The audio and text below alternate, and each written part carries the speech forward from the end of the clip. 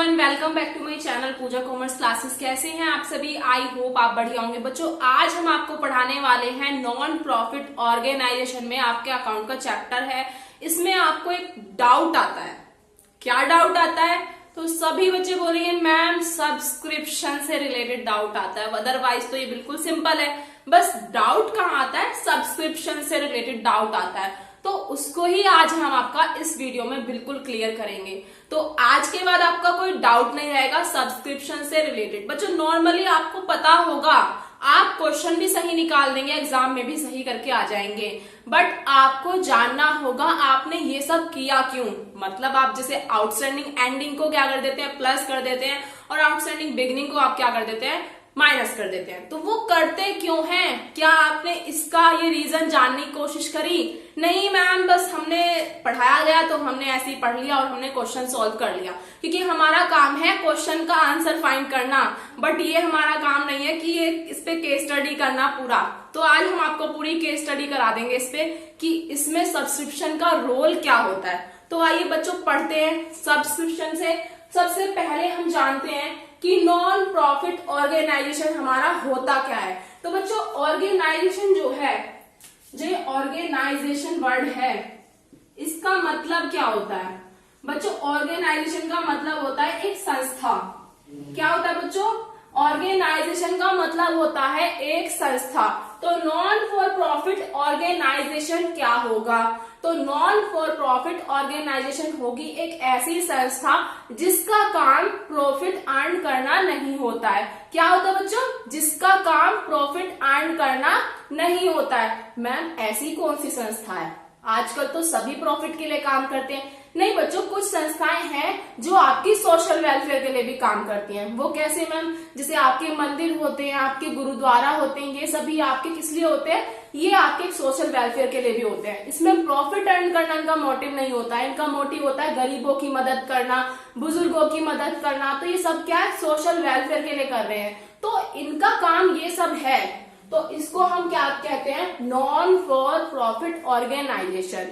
अब बच्चों, बेशक इनका काम प्रॉफिट अर्न करना नहीं है, पर डाटा तो ये भी मेंटेन करते हैं ना कि नॉर्मली हमारे पास से पैसा कितना जा रहा है और हमारे पास पैसा कितना आ। हाँ जी बच्चों, तो सबसे पहले हम जानेंगे कि रिसीप्ट और पेमेंट अकाउंट में जब हम सब्सक्रिप्शन की एंट्री करते हैं, जो ये वर्ड आज हम आपको पढ़ाना चाह रहे हैं सब्सक्रिप्शन, तो उसमें हम इसका क्या ट्रांजैक्शन करते हैं। पहले ट्रांजैक्शन करने से पहले मैम ये तो बताइए सब्सक्रिप्शन होता क्या है। हाँ जी, अब आपको सबसे पहले बताया जाएगा कि सब्सक्रिप्शन होता क्या है। बच्चों, क्या होता है नॉर्मली, जैसे आप टीवी देखते हैं मम्मी के साथ, नहीं देखते होंगे, कोई बात नहीं। अब क्या हो रहा है कि हमें टीवी का शौक जो है वो बिल्कुल खत्म हो गया है, मोबाइल का शौक सबको हो गया है। हाँ जी मैम, बिल्कुल सही कह रहे हैं। तो नॉर्मली जिसको जो भी पसंद होता है वो क्या करता है? फोन में ज्यादा देखना पसंद करता है। जैसे मान लीजिए आपको जी टीवी के चैनल, जीटीवी जो है, जी टीवी पे सीरियल देखना पसंद है, तो आप क्या करेंगे? आपको उसका मेंबर बनने के लिए आपको सब्सक्रिप्शन लेना होगा। अगर आपको जी टीवी के सीरियल्स देखने हैं अपने फोन में लाइव, तो आपको क्या करना पड़ेगा? एक 1 ईयर का सब्सक्रिप्शन लेना होगा, जिसमें आपको क्या करना पड़ेगा? कुछ पे करना पड़ेगा अमाउंट। कुछ पेमेंट करने के बाद आप जी टीवी के क्या बन जाएंगे? मेंबर बन जाएंगे। तो ऐसे ही क्या होता है, इस ऑर्गेनाइजेशन का मेंबर बनने के लिए हमें क्या करना पड़ता है? एक अमाउंट पे करना पड़ता है, जिसको हम क्या कहते हैं? सब्सक्रिप्शन। और ये अमाउंट हमें हर साल देना होता है, तो इसको सब्सक्रिप्शन बोलते हैं। मान लीजिए आपने 1 साल के लिए ले लिया, पूरा 1 साल तक आप फ्रीली देख पा रहे हैं सीरियल वगैरह। अब नेक्स्ट ईयर फिर आपको देखना है, तो आपको फिर से सब्सक्रिप्शन लेना होगा, फिर से कुछ पे करना होगा, तो वो क्या कहलाएगा? आपका सब्सक्रिप्शन। तो आई होप बच्चों आपको इतना तो पता हो गया होगा कि नॉर्मली अगर हमें किसी भी एनपीओ का मेंबर बनना है, क्या बनना है? मेंबर बनना है, तो आपको क्या करना होगा? आपको कुछ अमाउंट पे करनी होगी। किसको पे करनी होगी? ऑर्गेनाइजेशन को। तो अमाउंट किसको पे करी जाएगी? ऑर्गेनाइजेशन को पे करी जाएगी। तो ये क्या होगा ऑर्गेनाइजेशन का? ये ऑर्गेनाइजेशन की क्या होगी? रिसीप्ट्स होगी। तो यही आपको समझाना था कि सब्सक्रिप्शन जो देते हैं मेंबर देते हैं मेंबर बनने के लिए। नॉर्मली जो पीपल मेंबर बनना चाहते हैं एनपीओ का, वो क्या देंगे, एक सब्सक्रिप्शन देंगे, एक अमाउंट देंगे, किसको, ऑर्गेनाइजेशन को। तो वो ऑर्गेनाइजेशन की क्या हो जाएगी, रिसीप्ट हो जाएगी। अब बच्चों बात करते हैं हमारा रिसीप्ट एंड पेमेंट अकाउंट में। जो हमारा ये सब्सक्रिप्शन है ये कौन सा आता है। मैम क्वेश्चन में इतना सारा सब्सक्रिप्शन गिवन होता है, लास्ट ईयर का, करंट ईयर का और आने वाले साल सबका। तो बच्चों आपको सिर्फ रिसीप्ट और पेमेंट में क्या देखना होता है कि आपके पास पैसा आ रहा है। जैसे आपके पास है, आपको सिर्फ क्या मतलब होता है, हमारे पास पैसा आ रहा है। ये मतलब नहीं कहां से आ रहा है, कैसे आ रहा है, कब का आ रहा है, कितने साल पुराना आ रहा है। तो रिसीप्ट और पेमेंट में, रिसीप्ट साइड में आप क्या देखेंगे, सिर्फ आप ये देखेंगे आपके पास पैसा आ रहा है। ये नहीं देखना है कि कितने साल पहले का आ रहा है, कितने साल बाद का आ रहा है। मैटर क्या करता है, बस आपके पास पैसा आ रहा है। तो आप जितना भी सब्सक्रिप्शन क्वेश्चन में गिवन है, मतलब उसको टोटल कर देंगे तो आपका रिसीप्ट साइड में आ जाएगा। अब बात कहां फंसती है आपकी इनकम और एक्सपेंडिचर अकाउंट में सब्सक्रिप्शन का रोल क्या होता है। तो आइए वो देखते हैं कि आपको इस क्लास में समझाना था मेरा मोटिव। तो आइए समझते हैं। बच्चों देखो, नॉर्मली आपको जो आपका इनकम और एक्सपेंडिचर अकाउंट बनता है, तो इनकम साइड में आपको इनकम में अपना सब्सक्रिप्शन डालना होता है, क्योंकि सब्सक्रिप्शन जो है आप ऑर्गेनाइजेशन को दे रहे हैं। तो वो ऑर्गेनाइजेशन की क्या होती है, मैम इनकम होती है। हाँ जी, इनकम होती है। तो आपने रिसीप्ट में पढ़ा था कि मैम तो कह रही थी टोटल सब्सक्रिप्शन डाल दो ऐड करके। हाँ जी, मैंने बोला था आपको रिसीप्ट में आपको टोटल डालना होता है। बट अगर आप इनकम और एक्सपेंडिचर अकाउंट बनाते हैं तो वहां पे आप क्या ट्रांजैक्शन करते हैं, करंट ईयर। क्या करते हैं बच्चों, करंट ईयर। मतलब करंट ईयर का मतलब है कि आपका इस साल का जो पैसा है, मतलब जो आपकी इस साल की इनकम है, आप उसको ही उसमें रखेंगे। ना ही वो इनकम होगी जो आपकी प्रीवियस ईयर की है, ना ही वो इनकम ऐड होगी जो आपकी आने वाले साल की है। तो वही कंसेप्ट आपको आज समझना होगा। अब कुछ बच्चे क्या सोचते हैं कि मैम ने तो करंट ईयर बोला था, क्वेश्चन में गिवन है करंट ईयर 2019 to 20 दिया हुआ है, तो इसे करंट ईयर मान के सारा बैलेंस यही लिख देते हैं। तो बच्चे ये वाली मिस्टेक आपको नहीं करनी है। तो आइए समझिए कैसे बोलते हैं करंट ईयर। देखिए बच्चों, 2018 से 19 तक चलते हैं, 2018 से 19 तक चलते हैं। अब देखिए 19 के एंड में आके आप क्या करेंगे, अपना इनकम और एक्सपेंडिचर अकाउंट बना रहे हैं। तो आप पूछते हैं जो भी मेंटेन कर रहा है उनसे कि ये बताइए हमें कितना पैसा सब्सक्रिप्शन का रिसीव हो गया है, कितने लोगों ने सब्सक्रिप्शन का पैसा दे दिया है। अब मान लीजिए हमारी जो ऑर्गेनाइजेशन उसमें 100 मेंबर हैं, उसमें से सिर्फ हमारे पास 90 मेंबर का पैसा रिसीव हुआ है। और 90 मेंबर का पैसा रिसीव हुआ, मान लीजिए 1 मेंबर की जो फीस है वो 100 है, तो 90 से हमें कितना मिल गया, 90 से हमें 9000 मिल चुका है। अब वो कहते हैं कि 10 लोगों ने अभी ये कह दिया है कि हमारे पास नहीं है, हम नेक्स्ट ईयर दे देंगे। मान लीजिए अब 10 लोगों ने कहा कि हमारे पास अभी पैसा नहीं है, हम नेक्स्ट ईयर दे देंगे। तो अब क्या हुआ, जो ये 10 मेंबर हैं इनका बैलेंस जो है ये आपका कितना हुआ, 1000। ये आउटस्टैंडिंग रह गया, जिसको आप पढ़ते हैं ना आउटस्टैंडिंग एंड के नाम से। तो ये 1000 आपका आउटस्टैंडिंग रह गया है। तो अब क्या आप यही कहेंगे कि आपकी जो इनकम है वो 9000 है?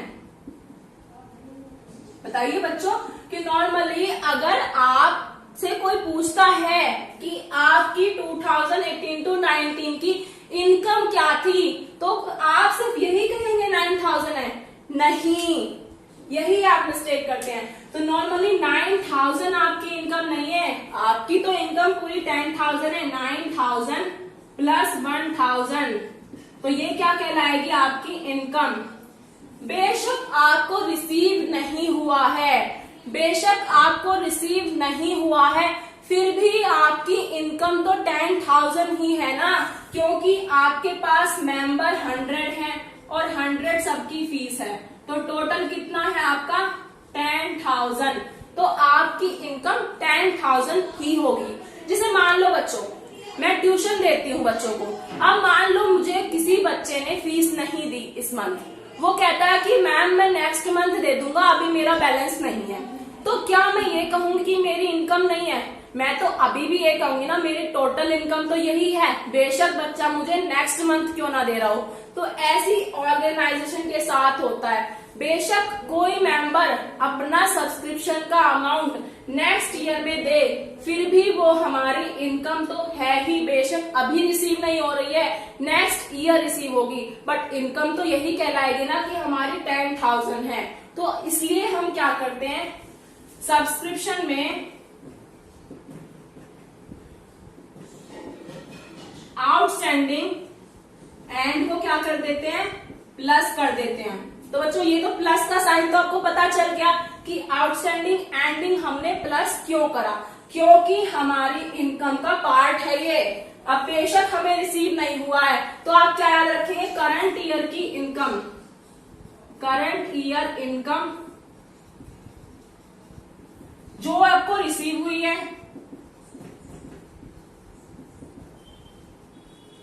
जो आपको रिसीव हुआ है, प्लस जो आपको रिसीव नहीं हुआ।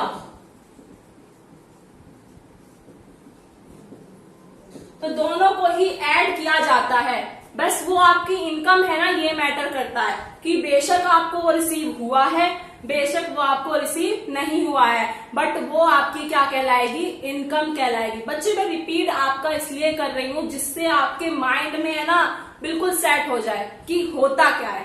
तो आई होप आपको यहां तक क्लियर हो गया होगा। अब बढ़ते हैं आगे। अब देखिए वो माइनस वाला पॉइंट क्या होता है वो भी समझाते हैं आपको।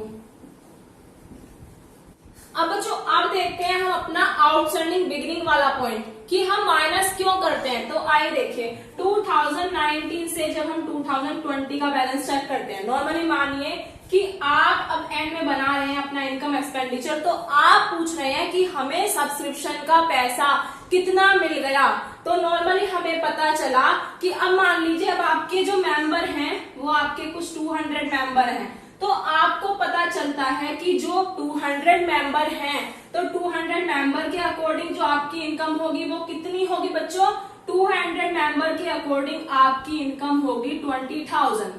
ठीक है, बट आपको यहाँ पे बोला है कि आपके पास 24,000 पैसा रिसीव हो गया है।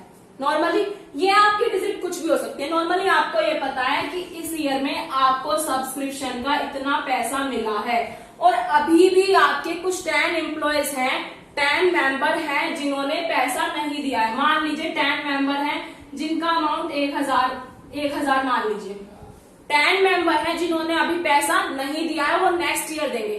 तो बच्चों जो आपको 24,000 रिसीव हुआ है, तो क्या हम एज्यूम करेंगे कि जिन्होंने पिछली साल हमसे कहा था कि हम इस साल पैसा नहीं दे पाएंगे तो वो इस ईयर में पैसा देंगे।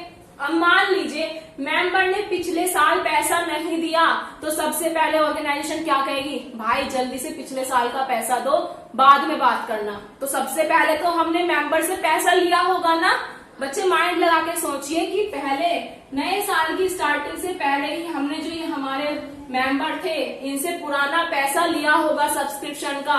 तो इसका मतलब एजम्पशन लगाइए कि जो ये 24,000 है, ये जो ये पुराना पैसा है ये इसमें इंक्लूड है, मतलब हमारी करंट ईयर की इनकम में वो प्रीवियस ईयर वाला पैसा भी इंक्लूड है। तो हमें क्या करना पड़ेगा, जो ये वाला पैसा है इसको माइनस करना पड़ेगा, मतलब जो बिगनिंग का पैसा होगा उसको माइनस करना पड़ेगा, अदरवाइज हम अपनी करंट ईयर की इनकम को कैलकुलेट नहीं कर पाएंगे। तो यही आपको समझना था। नॉर्मली जो आपके पिछले मेंबर थे जिन्होंने आपका पैसा नहीं दिया था पिछले साल, तो वो इस साल तो देंगे ना, अदरवाइज कंपनी या ऑर्गेनाइजेशन इतनी पागल तो नहीं है कि उन्हें आराम से रहने देगी। नहीं, पहले पैसा दो फिर काम बनता है, तो वो यही कहेगी। तो उसके पैसे को हम क्या कर देंगे, अपना माइनस कर देंगे। नॉर्मली हम आउटस्टैंडिंग जो बिगनिंग का होता है उसे माइनस कर देते हैं।